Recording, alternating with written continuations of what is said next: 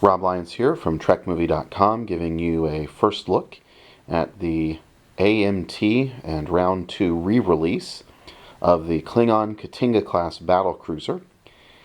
This kit was originally released in conjunction with the first Star Trek motion picture back in 1979 and was later re-released as Kronos 1 for Star Trek VI, The Undiscovered Country.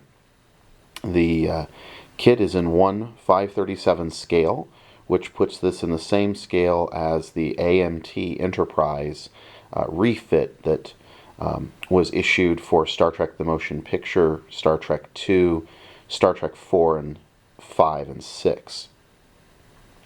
So here you have a look at the new box cover art. This is once again similar to the Cadet series. This is a build-up that has been photographed and a little bit enhanced, but it does give you a very good idea of what you can do with this kit when all is said and done. Let's take a look now at the parts of the new model. Here we have the first part tree, and one thing that I think you'll probably be able to notice here is that there is a lot of very good detailing on the parts. Now, it will be perfectly acceptable for your average modeler who is looking to create a close match for the filming miniature that was seen on the movie screen. However, there are well-documented inaccuracies that this AMT kit had, and there are plenty of aftermarket kits available if you really want to make this authentic to either the motion picture version or Kronos 1. I'm not planning to purchase any of those aftermarket parts. I'm perfectly content with what comes in the box, but that is an option. So there's your first set of parts. The paneling and everything that is engraved is very nice on this particular kit. It gives a great sense of depth to what you've got. Here we have our engines, the S2 graph units, if you are a animated series technical fan, and some other small parts as well that are on this particular tube, or on this particular tree. There's the, I believe, the torpedo tube as well. The main body assembly for the main hull pieces is very nicely done. There is some flash, particularly that is going to need to be cut away.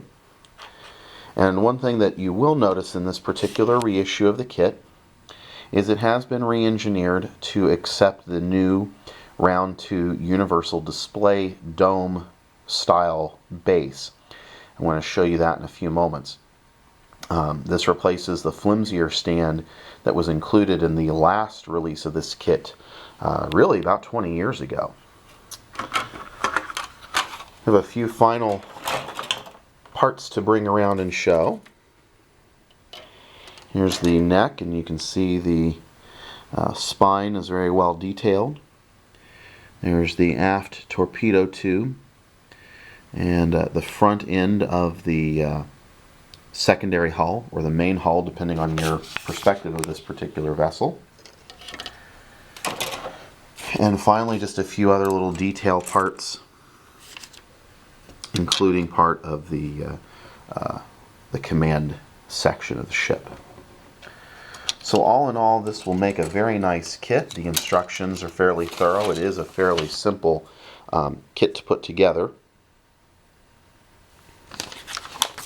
And a very good painting guide is included that will get you very close to the filming miniature as seen in the motion picture. It is not, it would need some further work for the Kronos 1 version seen in Star Trek VI. For those of you who are particularly curious, here is the recommended color choices that are put out with this. Interior green testers. It's an RAF paint, a mix of purple and flat white, and another interior green, this time not from testers, or I should say not RAF, just a standard interior green. The decals that come with this particular kit, there's not too many of them. They do provide some window detailing around the front of the vessel. The nose art in the Klingon trefoils. The red decal that you see over here in the corner, that is intended to go behind the impulse grill in order to create a kind of a livelier look behind that area. And then there's some decals that are included here to give some life and some substance to the command section of the vessel. The final thing that I wanted to take a moment to point out, and that I'm very pleased to see was included in this particular kit, was the new round 2 universal display base. Now with the smaller 1/1000 kits, this base, it's a smaller base and it's got a solid piece of tubing there, or a solid piece of metal. And this one, it's a wider base to support the wider size of this particular model. But one thing you'll notice is that this is a hollow tube, and that will allow for the lighting of this particular model kit, which many modelers will do. It's a good kit to light. It's a very simple kit to light. Some basic dremeling, and then replacing some parts with some aftermarket clear parts makes a very pleasing model for lighting for a builder, even with a degree of average skills. So that is a look for you at the Klingon Katinga class battlecruiser. This should be hitting stores right about now, and we're going to get to building it, and we'll have a review of the build up for you soon here at TrekMovie.com, where we encourage you to keep it, because we are your source for everything new in Trek.